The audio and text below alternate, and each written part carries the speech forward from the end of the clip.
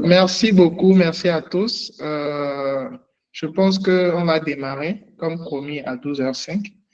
Alors, bienvenue dans cette session d'information qui est dédiée au hackathon organisé par KaiKai sur le thème de la sensibilisation à la pollution de l'air par le déploiement de capteurs connectés dans les écoles.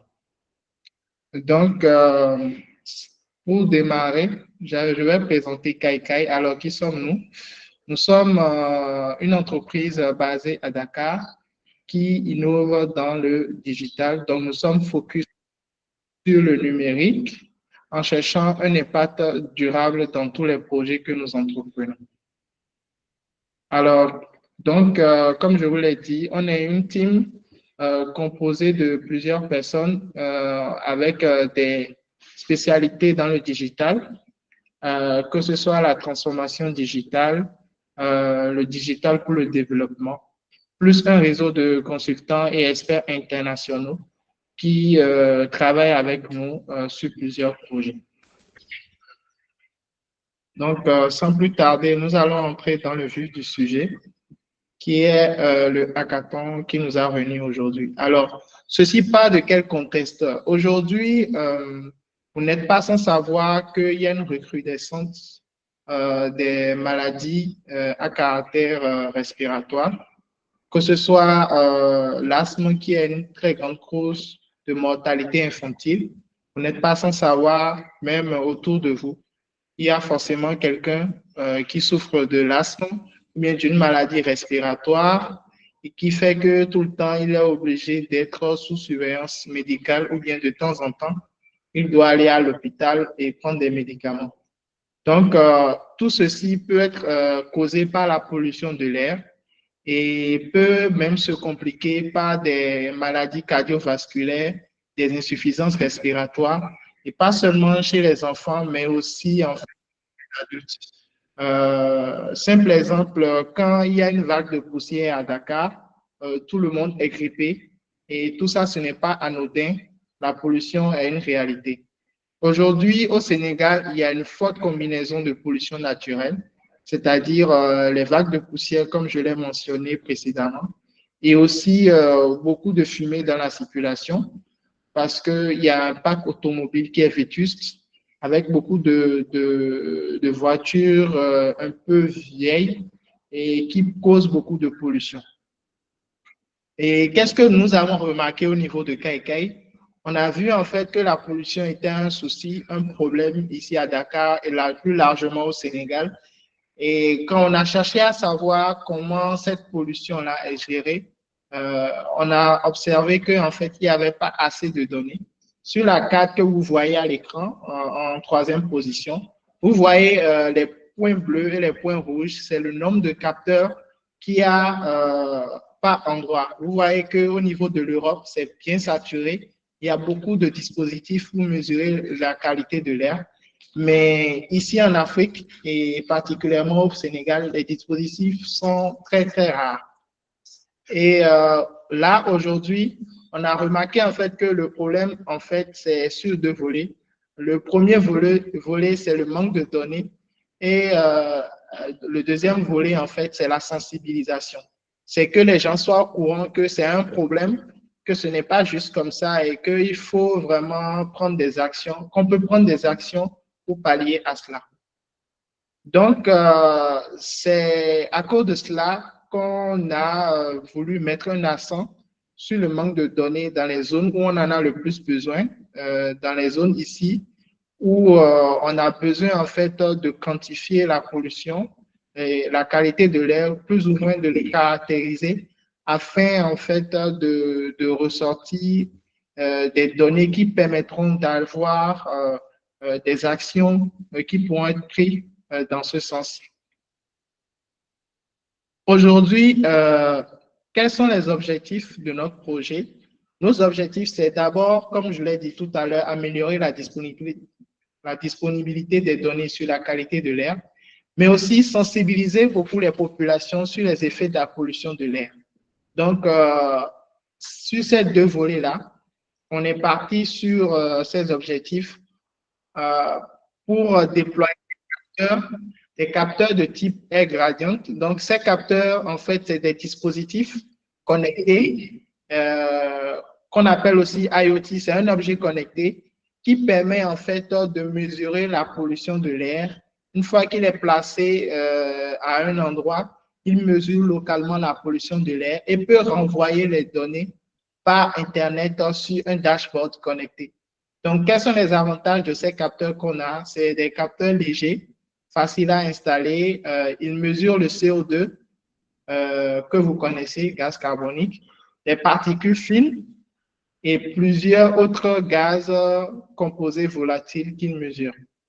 Donc, un capteur comme ça est gradient. Le pack de capteurs est composé de plusieurs mini-capteurs qui mesurent ces différents paramètres-là. Donc, de notre côté, à Kaikai, pour quand même résoudre ce problème ou apporter une solution, on veut apporter une solution digitale au problème de la qualité de l'air. C'est pour ça qu'on a déployé plusieurs capteurs de pollution de l'air dans les écoles. Il y a plusieurs écoles à Dakar. Aujourd'hui, on a déployé 9 capteurs pour une phase pilote. On est allé à Saint-Louis, à Richard Toll, à Diourbel, à Rufisque. Et déjà, de cette action-là, sur la carte qui était vide, il y a déjà plusieurs points qui apparaissent et qui indiquent des données sur la qualité de l'air au Sénégal. Donc, aujourd'hui, on n'a pas pu faire cela sans entrer en partenariat, d'abord avec le Centre de gestion de la qualité de l'air du ministère de l'Environnement, qui a de son côté des stations de référence pour mesurer la qualité de l'air, mais ces stations sont très coûteuses et c'est des dispositifs très lourds et qui ont besoin de beaucoup de maintenance, beaucoup de moyens financiers pour leur maintenance. Et nous nous sommes associés à eux dans cette initiative de déployer des capteurs beaucoup plus simples, légers et faciles à déployer. Et c'est une initiative qu'ils ont beaucoup appréciée. Nous avons notre partenaire technique Air Gradient qui nous fournit les capteurs. Nous nous sommes associés aussi aux inspections de l'académie, donc pour pouvoir déployer les capteurs dans les écoles, parce que nous avons ciblé les écoles prioritairement, parce que c'est là où se trouvent les enfants, c'est là où ils jouent, et c'est aussi un vecteur de sensibilisation, c'est-à-dire on sensibilise les enfants, et par l'intermédiaire des enfants, on sensibilise les parents aussi. Et nous nous sommes associés aussi à certains chercheurs de l'UQAD, de l'Université de Thiès, et au groupe Climat Klinger pour la sensibilisation. Alors, venons-en à l'objet de notre réunion aujourd'hui, qu'est le hackathon. Alors, le hackathon sur la qualité de l'air au Sénégal, c'est quoi l'objectif? Pourquoi participer d'abord à ce hackathon? Vous allez contribuer à un enjeu de santé. Aujourd'hui, comme je vous l'ai décrit précédemment, la qualité de l'air, c'est un enjeu de santé publique parce que vous le veuillez ou non, on est tous affectés, que ça part d'un simple rhume jusqu'à une maladie respiratoire plus compliquée. Nous sommes tous affectés par cela. Aujourd'hui, c'est aussi le moyen de tester vos compétences sur un projet terrain. Comment ce hackathon est designé? C'est pour vous permettre de répondre à un projet concret, à une problématique concrète, de faire un projet qui apporte une solution directement et d'être au contact du terrain. De bénéficier d'un accompagnement des experts. Au cours de ce hackathon, vous serez accompagné par des experts, que ce soit sur la qualité de l'air, sur la sensibilisation ou sur les objets connectés, le capteur qu'on mettra à votre disposition. Donc, accéder aussi à des ressources, des capteurs gratuits. Donc, ces capteurs et ces ressources qu'on va mettre à votre disposition pour pouvoir développer vos projets. Et enfin, gagner des prix pour, pourquoi pas, obtenir une reconnaissance pour votre contribution à l'amélioration de la qualité de l'air. Alors, comment participer à ce hackathon? Ce point est très important. Il faut soumettre un projet. Il faut soumettre un projet via le formulaire en ligne. Donc, vous allez sur notre page kaikai.dev et vous pouvez soumettre votre projet. On a partagé massivement le lien de la page. Mon collègue va nous mettre encore le lien dans le chat tout à l'heure. Donc, vous allez sur cette page-là et vous soumettez votre projet. Maintenant, quels sont les types de projets qu'on veut? En fait, on va vous mettre à disposition pour la phase du hackathon un capteur de pollution de l'air comme ce que je vous ai montré précédemment. On va vous mettre à disposition des données et, si possible, quelques équipements additionnels dont vous aurez besoin, que ce soit pour manipuler les capteurs ou bien pour pouvoir en tirer de plusieurs choses. Comme je vous l'ai dit, les capteurs sont des capteurs open source et il y a beaucoup de choses à faire là-dessus. Donc, quel type de projet vous pouvez proposer? Vous pouvez proposer un projet sur la visualisation des données de pollution. C'est-à-dire, par exemple, si on déploie un capteur quelque part, par quel moyen est-ce que la communauté pourrait être informée de la qualité de l'air? C'est une idée. Vous pouvez proposer un projet pour la modification des capteurs pour collecter d'autres informations. Aujourd'hui, les capteurs mesurent, comme je vous l'ai dit, les particules fines, le CO2 et certains gaz. Si vous jugez que dans certains environnements, il y a certaines données qui peuvent être mesurées par les capteurs, le capteur étant des capteurs open source, vous pouvez peut-être ajouter des capteurs supplémentaires dans le boîtier pour pouvoir mesurer d'autres choses que vous jugez intéressantes. Et aussi le volet analyse de données. Aujourd'hui, si on mesure avec ces capteurs-là la pollution de l'air, comment on peut prédire les tendances de pollution, comment on peut utiliser ça, les données qu'on a déjà, avec les données qu'on veut récolter pour prédire des tendances de pollution, etc. Ou bien d'autres propositions. Vraiment, c'est ouvert. L'idée à garder en tête, c'est que vous aurez des capteurs, vous aurez des données et vous aurez quelques informations sur comment les manipuler. Et c'est à vous maintenant d'innover, de nous proposer en fait comment vous pouvez utiliser ces ressources à votre disposition pour pouvoir développer un projet impactant qui peut entrer dans le cadre de ce hackathon. Alors, comment les équipes sont constituées? Ici, il faut 3 candidats par équipe. Donc, nous n'acceptons pas les candidatures individuelles parce que nous privilégions le travail d'équipe. C'est un projet qui va vous demander de collaborer et aussi on privilégie la diversité des profils. Donc, que vous soyez étudiant, lycéen, que vous soyez data analyst, chercheur, développeur ou bien manager, en tout cas, on veut que vous mettiez vos compétences ensemble, former une équipe de 3 et proposez-nous un projet qui serait intéressant par rapport aux inputs qu'on va vous donner. Et maintenant, on veut que chaque équipe soit accompagnée d'un mentor. Un mentor, quelqu'un qui sera là pour vous guider peut-être, que ce soit un professeur ou bien un professionnel. Si vous êtes une start-up, vous avez un professionnel qui vous encadre. Si vous êtes des étudiants, vous avez un professeur qui vous encadre ou bien toute autre personne qui serait pertinent pour vous et qui pourrait vous guider en fait dans votre projet. Donc, nous encourageons aussi les candidatures féminines. Donc, dans votre équipe, si vous incluez aussi au moins une fille, c'est un facteur qui va vous avantager. Alors, quel est le contenu des propositions de ce projet? Quand vous irez en fait sur notre site internet, après avoir pris le soin de lire en détail les différents critères de participation au hackathon et que vous cliquez sur le bouton soumettre votre projet, vous allez accéder à un formulaire qui va vous demander quelques informations génériques et ensuite vous devez charger sur ce formulaire-là votre proposition de projet. On a mis un modèle sur le site et aussi même dans le formulaire. Donc, vous téléchargez le modèle, vous accédez au modèle, vous le téléchargez et maintenant vous utilisez ce modèle-là pour renseigner les différentes rubriques.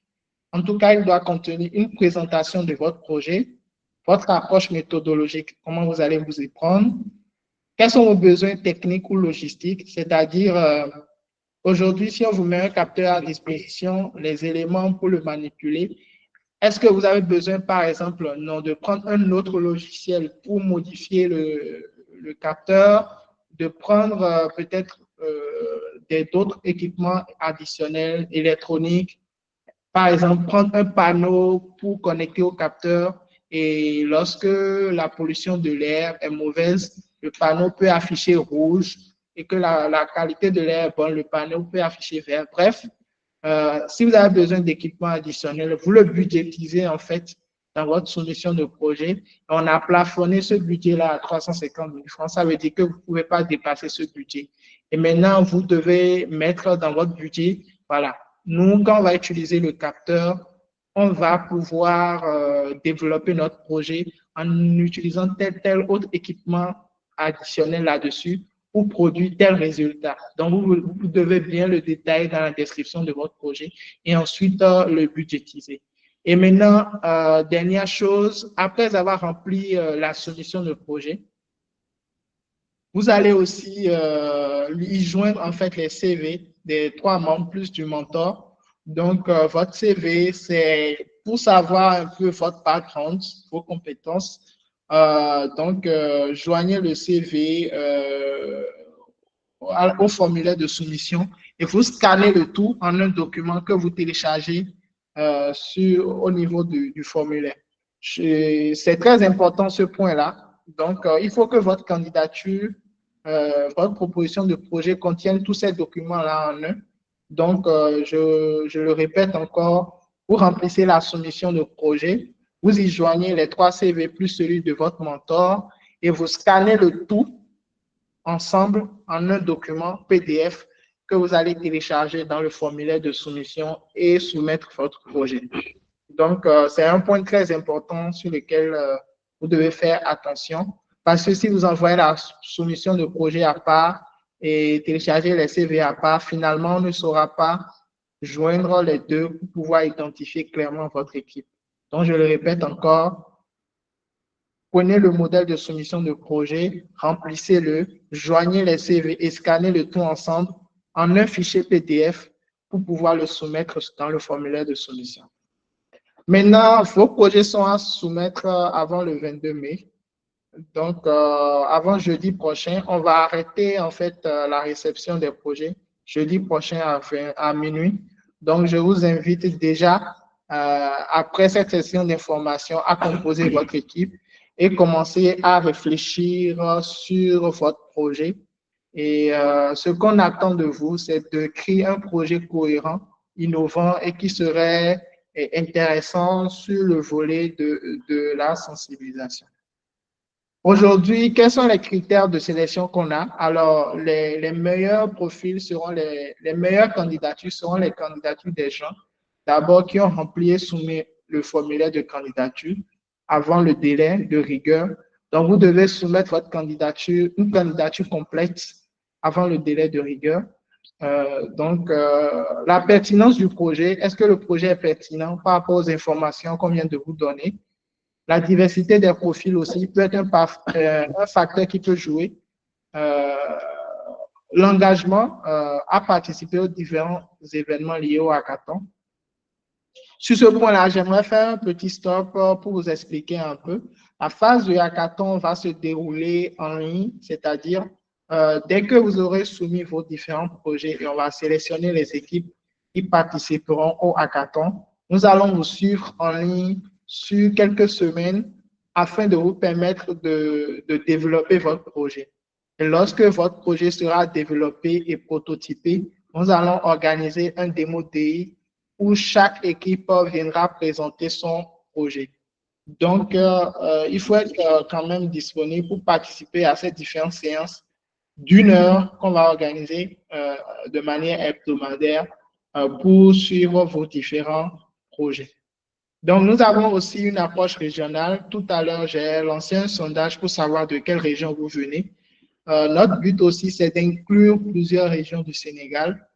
Donc, nous encourageons les candidatures hors de Dakar pour pouvoir avoir une diversité dans les régions que nous pouvons toucher par ce projet. Donc, quelle est la timeline du projet? Quelle est la timeline? Comment tout cela va se dérouler? Aujourd'hui, nous allons nous concentrer sur les 3 premiers points. Donc, déjà, le lancement du hackathon qu'on est en train de faire là. Et aussi, dès que les dossiers seront sélectionnés, comme j'ai dit, le développement des projets. Donc là, si votre projet est sélectionné, c'est qu'on trouve que ça a du potentiel et que ce que vous voulez mettre en place est intéressant. Donc, on va vous donner quand même de mai jusqu'à juillet pour le développer. Et avec, comme j'ai dit, des séances d'accompagnement ponctuelles chaque semaine, on va mettre en place un canal de communication Slack pour pouvoir vous partager des informations ou bien pour que vous puissiez communiquer avec nous et ainsi pour que les échanges soient fluides.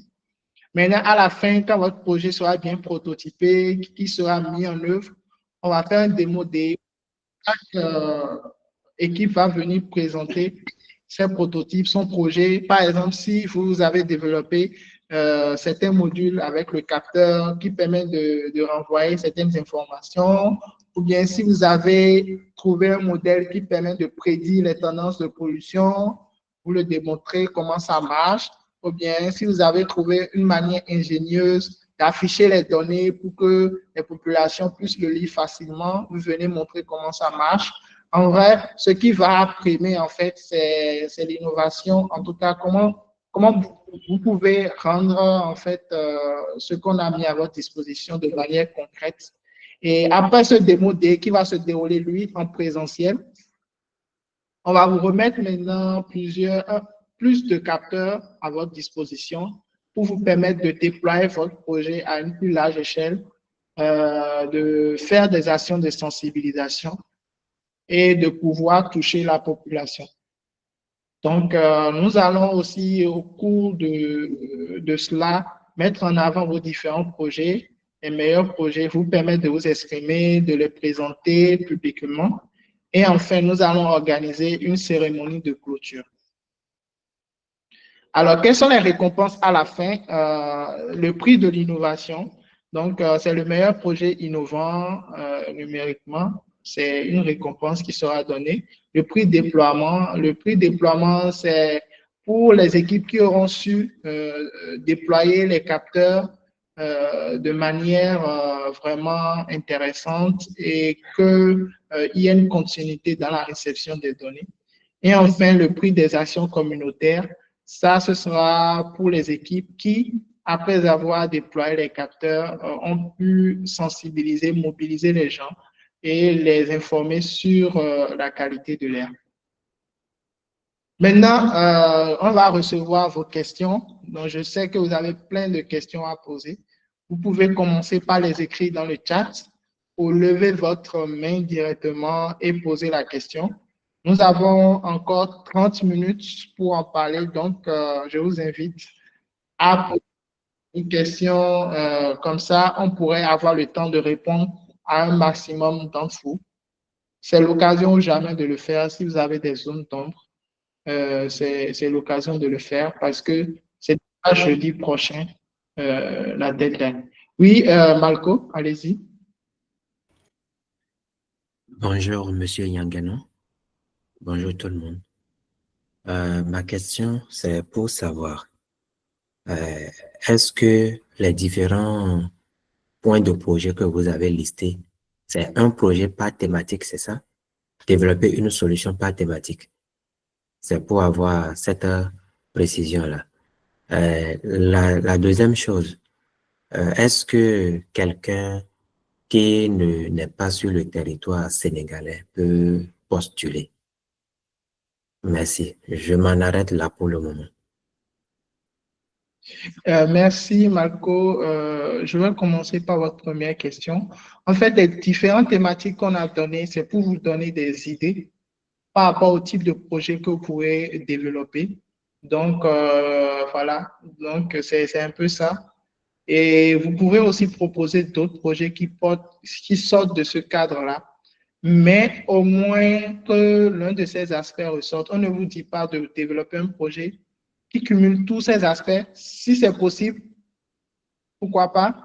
Mais l'important, c'est qu'au moins l'un de ces aspects qu'on vous a présenté ou bien un autre aspect qui est innovant, qu'on n'a même pas mis là, puisse ressortir dans le projet et nous en jugerons par rapport à sa pertinence. Maintenant, pour la participation, le projet aujourd'hui est lancé au Sénégal. Donc, la cible, c'est au Sénégal. Nous privilégions les candidatures du Sénégal et aussi dans plusieurs régions. Notre but, c'est d'abord de faire cette action et cette sensibilisation à la qualité de l'air ici au Sénégal et pourquoi pas prochainement aller vers d'autres pays. Mais ce hackathon est centré sur le Sénégal. Merci. Oui, monsieur Fossard. Je peux poursuivre? Oui, bonjour. Ma première question s'est déjà répondue, merci. Donc, j'avais une préoccupation sur les candidatures projets, donc c'est bon. L'autre question, c'est par rapport au matériel. C'est que j'ai compris que le matériel sera livré par Kaikai, c'est ça? Oui, monsieur Fossard, nous allons mettre à votre disposition les capteurs. Un capteur d'abord pour votre projet. Donc, on va vous donner un capteur avec quelques matériaux additionnels qui vont les permettre de les manipuler. Donc, ça, de base. Maintenant, si dans l'estimation de votre projet, des équipements dont vous avez besoin, on voit qu'il y a des équipements qui peuvent vous permettre de bien développer votre projet, que vous avez estimé dans la limite du budget qu'on a donné, eh bien, on va mettre cela à votre disposition, comme on a dit. Donc, vous devez en fait, à part le capteur qui sera à votre disposition, les données des capteurs qu'on a déjà déployés, les données que des capteurs qu'on a déjà déployés ont déjà mesurés, qu'on va mettre à votre disposition. Maintenant, si dans votre projet, comme j'ai dit, vous avez besoin, par exemple, d'autres équipements additionnels pour pouvoir le mettre en place, vous estimez cela dans votre proposition de projet et comme ça, si votre projet est retenu, ce sera mis à votre disposition. Merci. Oui, Malco, vous voulez poser une question? Oui, en fait, je voulais repréciser ma préoccupation par rapport aux étrangers. Est-ce que c'est en fait rigoureusement aux Sénégalais ou bien même les étrangers qui étudient à Dakar? Non, on n'a pas forcément le problème ne se pose pas. Si vous êtes à Dakar et que vous voulez participer à ce hackathon à Dakar, et le problème ne se pose pas, bien sûr. C'est juste que vous ne pouvez pas participer au hackathon si vous êtes hors du territoire sénégalais. Donc, c'est un projet qui se déploie au Sénégal. Merci. Okay. Oui. Merci. Il y a une question dans le chat. Bonjour, je voudrais savoir si le projet peut toucher tous les 3 thèmes ou bien on doit se limiter seulement sur un thème. Donc, comme j'ai dit tout à l'heure, si votre projet peut toucher vraiment aux 3 thèmes, pourquoi pas? Vraiment, proposez-nous de beaux projets. On est ouvert et même au-delà, voilà, il suffit juste que votre projet soit vraiment dans les critères qu'on a cités. Ces 3 thèmes, c'est juste à titre indicatif pour vous orienter un peu. Mais si vous voyez d'autres possibilités qu'on n'a pas citées là, je pense que vous pouvez proposer. Donc, si votre projet touche les 3 thèmes, pourquoi pas? Ce serait toujours intéressant de voir cela. Oui, monsieur Aliou. Bonjour à tous, merci. Alors, moi, je vous ai retrouvé un peu vers la fin et j'ai jeté un coup d'œil sur le détail par rapport à l'autre de hackathon. Maintenant, j'aimerais juste savoir s'il s'agit à notre niveau, pour les participants, de faire un prototype qui va répondre aux besoins, ou bien vous avez déjà à votre disposition un prototype qui est là et nous, on va utiliser tout ce qui est donné pour apporter des solutions par rapport aux différentes thématiques. Merci et désolé de vous retrouver en retard. J'aimerais juste avoir des clarifications par rapport à ça. Merci. Ok, monsieur Aliou, il n'y a pas de souci. En fait, comme je l'ai mentionné tantôt, on va vous mettre à disposition un capteur. Je peux défiler dans les annexes pour vous montrer. Par exemple, là, c'est un capteur qu'on a installé. Donc, il y a le capteur de pollution de l'air. Il y a un boîtier d'alimentation à côté où on a mis une batterie pour que le capteur puisse continuer d'émettre même en cas de coupure de courant. Et un modem Sonatel qu'on a mis là qui permet d'alimenter le capteur même si l'endroit où on a installé n'a pas de Wi-Fi. Donc, par exemple, si vous voulez installer le capteur quelque part, voilà un matériel qu'on peut mettre à votre disposition pour pouvoir le faire. Donc, d'office, les capteurs, on va mettre un capteur à votre disposition pour cette phase-là de hackathon avec tout le matériel qui peut aller avec pour assurer son autonomie. Donc, que ce soit une batterie ou peut-être un modem Wi-Fi. C'est bon, j'ai répondu à votre question? Ok, super, super. Vous avez d'autres questions? N'hésitez pas à les poser, c'est le moment ou jamais. S'il y a des zones d'ombre qui subsistent à votre niveau. Donc, par exemple, voilà, Monsieur Fossari, oui, allez-y. Oui, bonjour Dieudonné encore.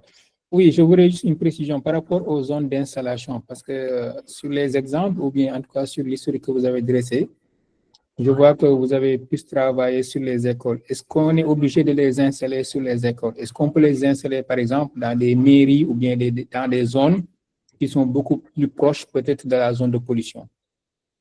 Merci. Oui, on pourra, merci pour votre question, c'est assez pertinent. On pourra déterminer cela par la suite. Cette première phase de hackathon, vraiment, c'est d'abord pour voir vos projets, comment vous voulez utiliser les capteurs et les données issues des capteurs pour pouvoir générer de l'impact.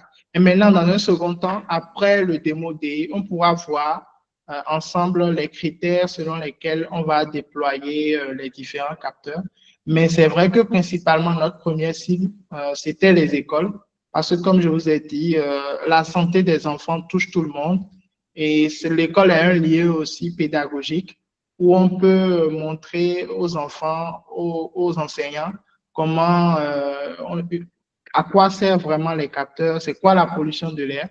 Et c'est un vecteur de transmission plus rapide, en fait, de l'information au sein de la communauté. OK. Prochaine question. Est-il possible d'avoir un manuel lié au capteur pour des besoins de réalisation de diverses solutions? Oui, vous pouvez avoir, on va vous fournir la fiche technique du capteur. Je pense même que si vous allez sur la page du hackathon qui est sur notre site Kaikai, il y a il y a un lien qui va vers le hackathon dans les FAQ. Donc, dans les FAQ en bas, vous pouvez voir quels sont les modèles de capteurs qui sont mis à notre disposition. Et là, on a mis un lien vers la fiche technique du capteur, les différents composants. Et si maintenant vous êtes sélectionné pour le hackathon, donc si votre candidature est bonne, vous aurez l'occasion d'avoir une séance de formation qui va vous permettre, qui va vous montrer les différents composants du capteur, quels sont les logiciels qui sont autour du capteur, etc. Vraiment, ces informations seront partagées avec vous. Oui, Monsieur Ousmane. Oui, bonjour. Bonjour. Oui. En fait, concernant, par exemple, dans les régions, par exemple, les zones rurales, est-ce que c'est possible aussi d'installer des capteurs au niveau des écoles, par exemple, les écoles primaires et les lycées? Oui, oui, les zones rurales, bien sûr. Donc, si vous n'étiez pas là au début du call, on a dit qu'on veut quand même une diversité dans les soumissions. On cible beaucoup de zones. Nous, quand on a fait notre déploiement, on est allé à Saint-Louis, à Richard Toll, on est allé à Dioubel. On n'est pas resté seulement à Dakar parce qu'on ne peut pas rester à Dakar seulement pour caractériser la pollution de l'air au Sénégal. Il faut qu'on ait des capteurs un peu partout sur le territoire. Donc, comme j'ai dit tout à l'heure, nous encourageons les candidatures régionales. Et donc, si votre projet est vraiment intéressant et que ça a été validé et que vous participez au hackathon, lorsque viendra la deuxième phase de déploiement, bien sûr que les capteurs seront mis à votre disposition pour les déployer dans votre zone. Donc, on ne va pas prendre les gens de Dakar pour déployer des capteurs à Saint-Louis. Non, les gens de Saint-Louis vont déployer des capteurs à Saint-Louis. Les gens de Dakar vont déployer des capteurs à Dakar et ainsi de suite. Donc, l'approche pour nous, c'est vraiment aussi de cibler aussi les régions, les différentes régions du Sénégal. Merci.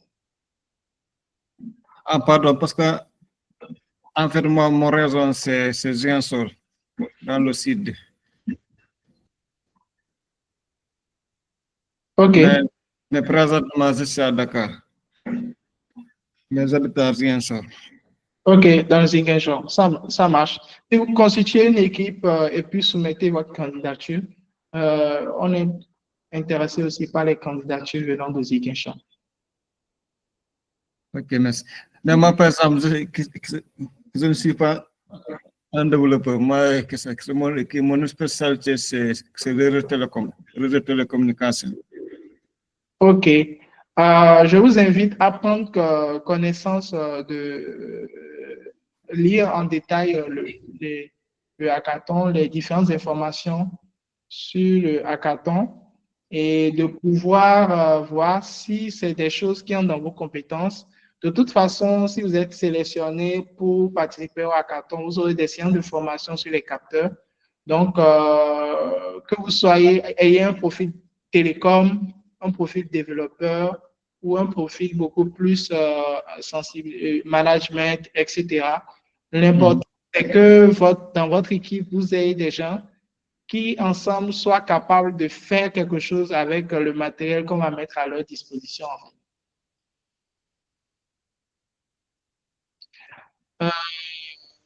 Oui, il y a des trucs. Et si l'équipe est constituée de personnes de différentes régions? Bon, ça dépend. Ça dépend. Si vos régions sont très éloignées, ce sera compliqué. En tout cas, vous ne pouvez pas soumettre votre candidature pour 3 différentes régions. Voilà.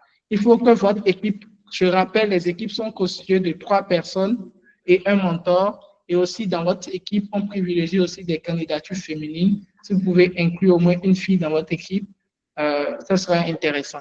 Maintenant, vous pouvez constituer votre équipe de plusieurs personnes, mais attention, quand il faudra faire des travaux où on va vous demander, ça c'est après le hackathon dans un second temps, quand on va vous demander maintenant de déployer plus de capteurs dans votre région, vous ne pouvez pas, une seule équipe ne veut pas aller dans 3 régions. De manière logistique, c'est un peu compliqué. Donc, si vous voulez soumettre votre candidature, soumettez pour une région dans laquelle vous êtes sûr de pouvoir intervenir. Si vous habitez à Dakar, soumettez pour la région de Dakar. Si vous habitez à Ziguinchor, soumettez en tant qu'équipe qui vient de Ziguinchor. Et c'est beaucoup mieux, en fait, comme ça, parce que ça ne va pas vous compliquer la vie. Merci. Oui, Monsieur Malco. Oui, merci. J'aimerais savoir si on aura accès à cet enregistrement après la communication. Oui, on va pouvoir poster cet enregistrement sur le YouTube de Kaikai et pourquoi pas mettre le lien sur la page du hackathon. Comme ça, si vous êtes en train de constituer votre équipe à présent, vous pouvez le partager à vos coéquipiers pour qu'ils soient au même niveau d'information que vous concernant le hackathon. Donc, comme je l'ai dit tout à l'heure, nous vous encourageons vraiment à vous mettre en équipe et seules les candidatures en équipe seront acceptées. D'autres questions?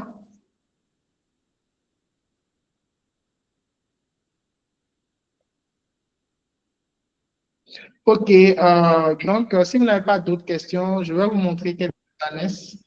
En attendant de prendre votre question, Monsa Giro.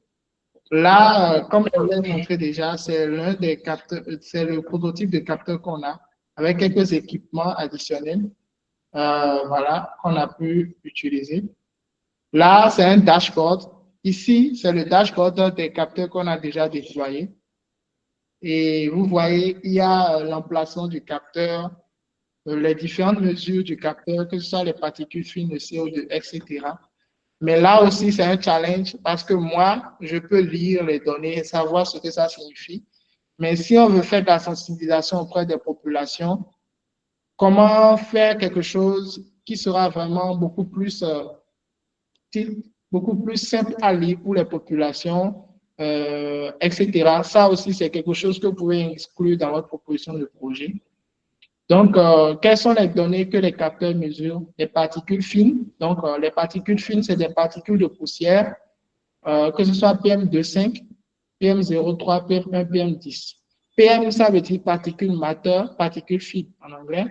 Et 2,503, tout ça là, c'est la taille en fait en microgrammes, je pense, par mètre cube, en microgrammes. Donc, les plus intéressants, c'est le PM2,5, qui est la mesure standard de particules fines.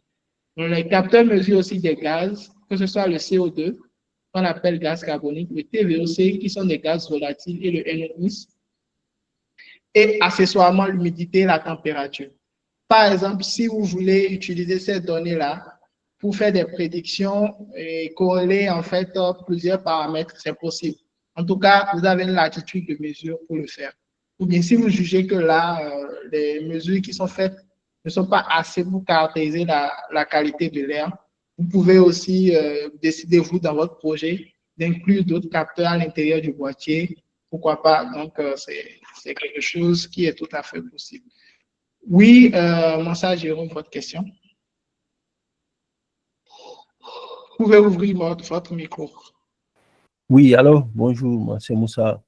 Je voulais poser la question à savoir à propos des rencontres présentielles, est-ce qu'il y en aura? Oui, il y en aura. Donc, je vous explique encore comment cela va se dérouler. On aura une première phase de hackathon où, dès que les projets seront sélectionnés, on va vous accompagner en ligne pour vous suivre de mai à juillet pour pouvoir implémenter votre projet et avoir quelque chose à présenter. Et lorsque vous aurez quelque chose à présenter, en tout cas, tout le monde doit avoir quelque chose à présenter en juillet où on va faire un démo day. On vous invite tous à Dakar, vous venez présenter votre projet, ce qu'on a mis à votre disposition, comment vous avez pu l'utiliser et comment vous avez développé votre projet. Ce sera une démonstration en fait de votre projet. Maintenant, lorsqu'on fera cette démonstration et on verra que vraiment votre projet est impactant, intéressant, on va mettre à votre disposition maintenant un certain nombre de capteurs que vous irez dans votre région, déployer sur place, collecter les données en temps réel et voir maintenant ce que ça donne, appliquer en fait le concept que vous avez déjà prototypé. Vous comprenez mieux? D'accord. Donc, si j'ai bien compris, nous, on doit d'abord prototyper, venir présenter, et après, vous nous fournissez le matériel nécessaire pour aller déployer. Oui. Maintenant, dans la phase de prototypage, on vous mettra à disposition du matériel minimum pour pouvoir le faire. D'accord. Donc, à condition d'être sélectionné, bien sûr, pour le... Une autre chose par rapport à celui qui posait la question, qui a Ziguinchor, je crois que c'est Ousmane. Oui. Oui, moi aussi, je suis de Ziguinchor, donc je ne sais pas si... oui, je ne sais pas si tu peux me faire signe comme ça, je sais pas, on va voir comment travailler. Ok, ça marche. Super. Après, tu me donnes tes coordonnées sur le SAT pour pouvoir... Ok, d'accord. Je passe mon lien LinkedIn, après tu me fais signe. Ok, super. Question, est-ce qu'on pourra avoir accès aux données des capteurs déjà déployés pour les équipes qui décident de faire des analyses de prédiction? Oui. Designez bien votre projet. Dites-nous comment vous allez utiliser ces données-là. Et si vous êtes sélectionné, on mettra à votre disposition les données déjà présentes. On a des données historiques depuis le mois de décembre jusqu'à aujourd'hui. On pourrait les mettre à votre disposition pour que vous puissiez faire des analyses de prédiction. Et aussi, maintenant, avec le capteur qu'on va vous donner aussi, vous pouvez récolter aussi des données et pouvoir les manipuler. Donc, oui, ma question est oui. Si vous n'avez pas compris, n'hésitez pas à poser des questions. Donc, je résume. Ce sur quoi vous devez vous concentrer maintenant, c'est de préparer votre candidature. Donc, préparez votre candidature, composez votre team faites une équipe de 3 personnes, trouvez un mentor, que ce soit un professionnel, que ce soit un de vos professeurs ou bien que ce soit quelqu'un qui s'y connaît quand même. Maintenant, composez votre team, téléchargez le modèle de soumission, soumettez votre proposition de projet et croisez les doigts et on va vous contacter.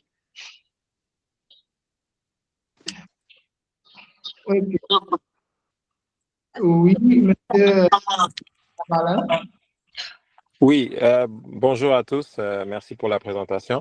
J'avais une question sur le mentor, c'est-à-dire que on doit aussi rajouter, si je comprends, son CV avec la candidature, c'est ça, ou le mentor, ça c'est une question interne à l'équipe.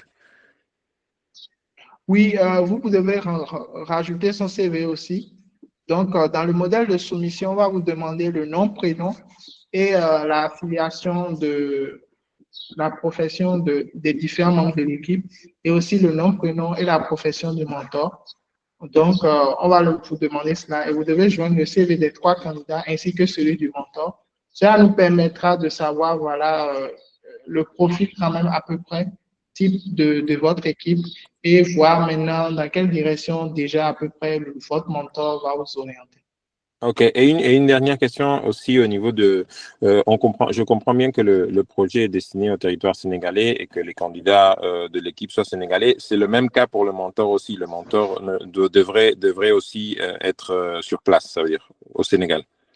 Non, on n'a pas exigé que tous les candidats soient sénégalais. Non, on veut juste des gens qui sont sur le territoire sénégalais, c'est-à-dire des gens qui habitent au Sénégal et qui peuvent déployer des capteurs si possible au Sénégal, en fait. Ok, donc ils doivent être présents physiquement au Sénégal, c'est ça? Oui, maintenant, si le mentor, c'est quelqu'un qui peut accompagner son équipe sans pourtant être physiquement au Sénégal, bon, c'est à l'équipe de voir cela. Mais quand même, l'équipe, c'est beaucoup mieux que l'équipe soit présente quand même sur le terrain parce qu'ils vont participer aux 2 événements présentiels et ils vont pouvoir déployer sur le terrain. Donc, c'est pas techniquement intéressant que l'équipe ne soit pas ici au Sénégal. Mais le mentor, si l'équipe juge que leur mentor peut les accompagner à distance, voilà, c'est à eux de voir. Ok, merci beaucoup pour votre réponse. Merci. Oui, le dépôt des dossiers, est-ce qu'on doit regrouper tous les dossiers en un?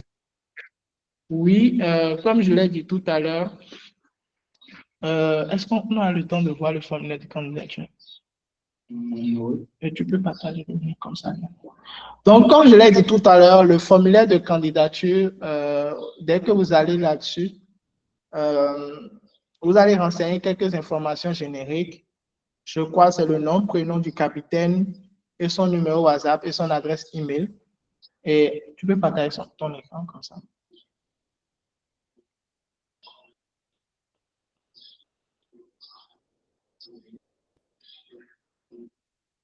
Je vais demander à mon collègue cher de partager son écran. Comme ça, il va vous montrer rapidement comment cela se passe.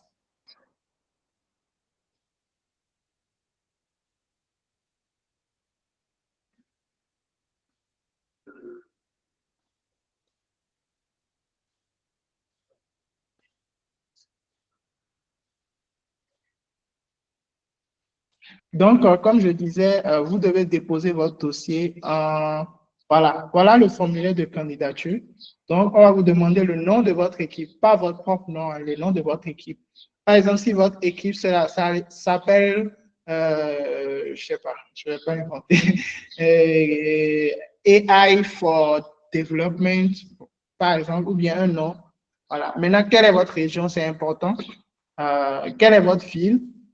Maintenant, le nom et prénom du capitaine de l'équipe. Comme ça, on a une personne avec laquelle communiquer directement à propos de l'équipe. Quelle est son adresse email? Comme ça, on peut lui envoyer des updates si possible. Et quel est son numéro WhatsApp? Parce que quand on voudra mettre en place le hackathon, il faudra qu'on communique avec les différentes équipes sur WhatsApp. Maintenant, sur la deuxième partie, soumission du projet, Sur la deuxième partie, soumission du projet, on va vous demander, donc on va essayer de remplir, hein, on essaie de remplir. Donc, en attendant, oui. Oui, je prends la question de chaque salle. Le mentor sera le chef d'équipe ou quoi? Non, le mentor n'est pas forcément le chef d'équipe. Le mentor, en fait, c'est celui qui vous accompagne, en fait. C'est celui qui vous guide et qui vous permet, en quelque sorte, d'encadrer le projet. Maintenant, oui, voilà, la deuxième part de soumission du projet. Donc, quelles sont vos motivations pour participer à ce hackathon? On veut savoir, voilà, qu'est-ce qui vous motive. Et maintenant, l'une des parties les plus importantes, c'est le fichier PDF de la proposition de projet. Donc, si vous cliquez là, sur le lien, vous pouvez télécharger le modèle de proposition de projet. Donc, c'est un fichier Google Doc. Ne cherchez pas à modifier directement. Allez plutôt sur Fichier, sur l'onglet Fichier, et vous allez voir Télécharger. Et vous téléchargez dans le format qui vous plaît, Word ou bien, Word ou bien Doc. Donc, c'est mieux de le télécharger, bon, parce que si vous tentez de le modifier, vous n'aurez pas les accès. Donc, téléchargez le fichier, ayez un exemplaire. Voilà, donc, suivez ce canevas-là et ne vous limitez pas quand même à 2 pages. Hein. Nous, on a designé juste un modèle qui vous permettra de cadrer et de cadrer votre projet, mais vous pouvez bien le développer. Voilà. Donc, si on revient sur le formulaire,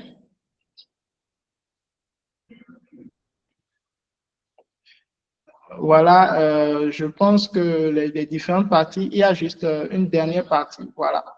Donc, en soumettant ce formulaire, j'accepte que mes données soient utilisées uniquement dans le cadre de l'organisation de ce hackathon. Donc, c'est juste un consentement. Vous n'aurez qu'à mettre oui pour pouvoir soumettre votre candidature finalement. Merci. Donc, dernière question. On s'en va vers la fin. On tire vers la fin là. Dernière question, chère salle. Oui, allez-y.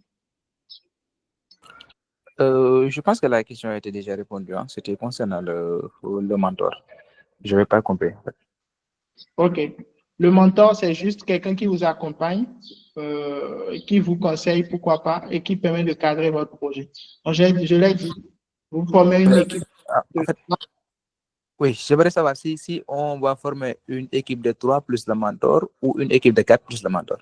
Une équipe de 3 plus le mentor.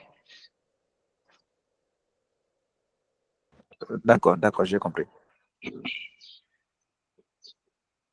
Comment on peut avoir le formulaire? Je vous invite à aller sur le site, s'il vous plaît. Et si vous lisez attentivement le site, vous avez comment postuler. Donc, je vous invite, ne prenez pas de raccourcis, s'il vous plaît. Prenez le temps de bien lire les différentes rubriques et vous aurez vous avez 2 boutons qui vous mettent postuler ici, accéder au formulaire. Donc, s'il vous plaît, ne prenez pas de raccourcis, prenez le temps de lire et faites-nous une belle proposition. Est-ce que le mentor peut être le capitaine? Donc, comme j'ai déjà dit, le capitaine, c'est un des candidats. Le mentor est juste pour accompagner, en fait, l'équipe. Le capitaine, c'est juste la personne qui soumet au nom de l'équipe. Voilà, la personne qui soumet la proposition au nom de l'équipe, c'est lui le capitaine, en fait, accessoirement. Voilà, c'est tout.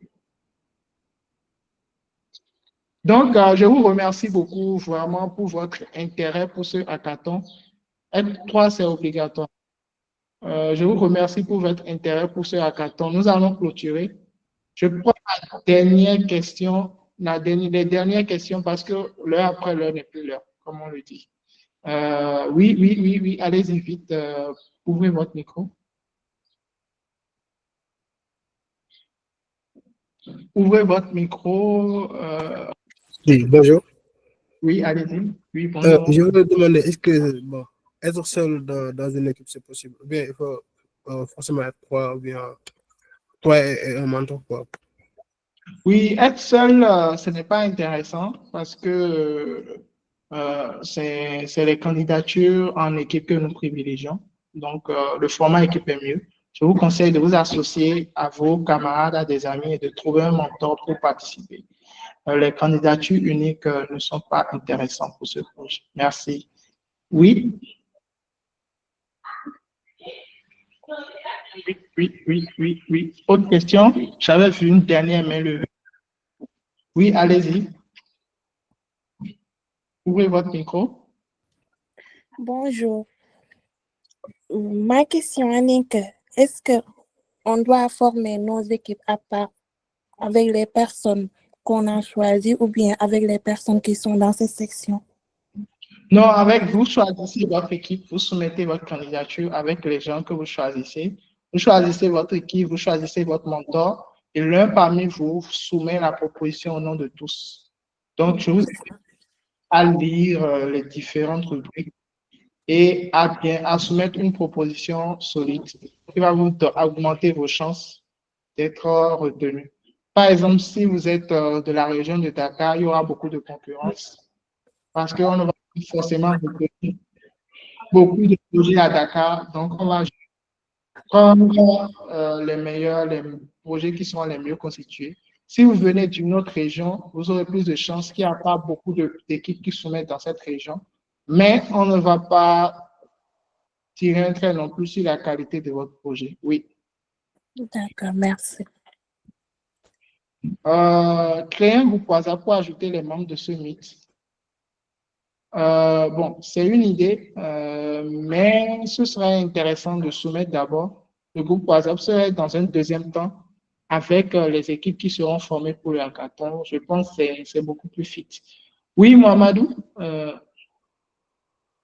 Oui, bonjour. J'aimerais savoir si parmi les critères de sélection, la région dans laquelle vous êtes, c'est-à-dire, par exemple, il y a des quotas pour chaque région. Par exemple, pour Dakar, s'il y a un quota que vous allez prendre pour Ziguinchor, quelque chose comme ça. Ouais. Bon, pas de quota, mais en fait, on ne peut pas prendre, par exemple, 10 équipes à Dakar. Donc, ce serait trop. Donc, s'il y a 10 qui soumettent à Dakar, ça augmente la concurrence. Alors que s'il y a un seul qui soumet à Ziguinchor, par exemple, bon, ça leur donne plus de chances. Vous comprenez un peu ce que j'ai dit. Donc, notre but aussi, c'est de cibler plusieurs régions. Donc, si vous avez des amis qui sont en région, qui pourraient être intéressés à participer, je vous invite à leur passer l'information et ils auront la chance de sélectionner. Donc, on n'a pas défini de quota à proprement parler, mais oui, s'il y a une région où il y a beaucoup de candidatures, justement, la sélection sera plus rude.